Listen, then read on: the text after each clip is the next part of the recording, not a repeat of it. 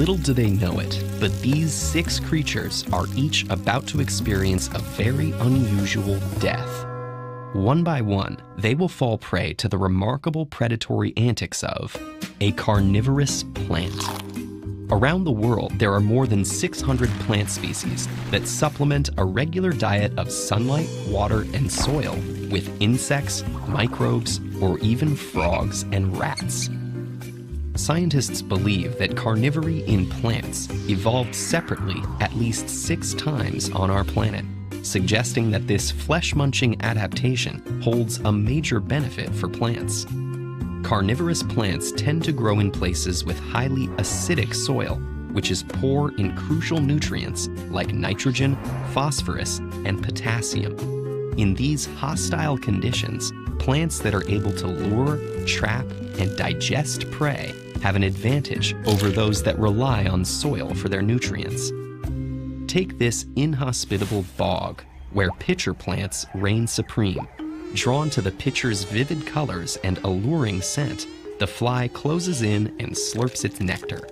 But this pitcher species has an ingredient called conine in its nectar, a powerful narcotic to insects. As the conine takes effect, the fly grows sluggish, stumbles, and falls down the funnel into a pool of liquid at the base, where he drowns. Enzymes and bacteria in the liquid slowly break his body down into microscopic particles the pitcher plant can consume through its leaves. Occasionally, larger prey also tumbles into the fatal funnel of the pitcher plant. The second victim faces off with the sticky sundew plant. The sundew's tiny leaves are equipped with a viscous secretion called mucilage. The ant is swiftly trapped in this goo. As she struggles, enzymes begin to digest her body. Special tentacles sense her movement and curl around her, clenching her in their suffocating grip. Once she asphyxiates, which can happen in under an hour, the tentacles unfurl again to snare their next victim. 2 down, 4 to go. The next target meets his end underground, in the coils of the corkscrew plant.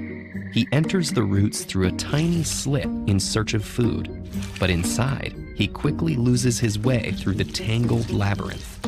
A forest of curved hairs prevents his escape, guiding him into a central chamber with flesh-digesting enzymes and deadly low levels of oxygen. In the murky depths of a nearby pond, a tadpole unwittingly swims into the path of the bladderwort, the speediest of all carnivorous plants. She treads on the bladderwort's trigger, and in milliseconds, a trap door swings open and sucks her in. Trapped half in and half out, she struggles to free herself while the part of her body inside the plant gets digested. Over the next few hours, her writhing sets the trap off repeatedly, each time bringing her deeper into the plant to be digested alive, bit by bit. Meanwhile, this beetle is bewitched by sweet-smelling nectar. The scent draws him closer and closer until he lands on the leaves of the world's most infamous carnivorous plant. His landing triggers tiny hairs on the surface of the leaves, and the jaws of the Venus flytrap snap shut around him. The spikes interlock to seal his fate. Once closed, the leaves act like an external stomach that digests the beetle's soft tissues. When they open again a few days later, only the dry husk of his exoskeleton remains. The mayfly is the last creature standing.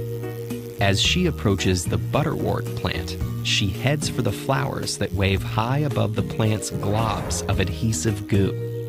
She alights on the petals, drinks the nectar, and takes off unscathed. These long flower stalks keep certain insects away from the carnivore's traps, a way of separating pollinators from food. Off the mayfly buzzes to live a long and fruitful life,